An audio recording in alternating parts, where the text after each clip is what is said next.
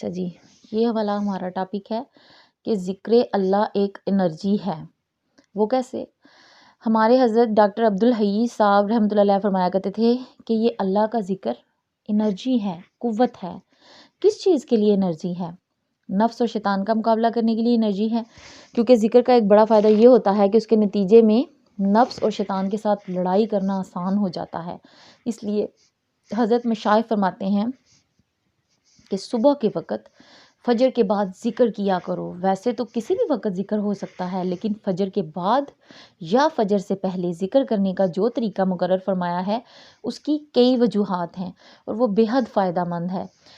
اور مفتی تقی عثمانی صاحب یہ بھی فرماتے ہیں کہ جیسے اٹھتے ساتھ انسان کو ناشتہ کی طلب ہوتی ہے کہ وہ کچھ کھائے پیے، اس کو انرجی ملے باڈی کو، تاکہ وہ پھر دن بھر کے کام کر سکے، تو روح کو بھی ناشتہ کی ضرورت ہے اور روح کو بھی غذا کی ضرورت ہے۔ تو روح کا ناشتہ اور اس کی غذا کیا ہے؟ 4 تسبیحات ہیں۔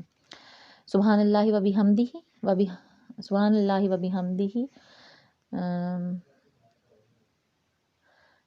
ہاں جی یہ تسبیح 100 دفعہ اس کو پڑھیں۔ استغفر اللہ، اس کی تسبیح پڑھیں، استغفر اللہ الذی لا الہ الا هو الحی القیوم واتوب الیہ۔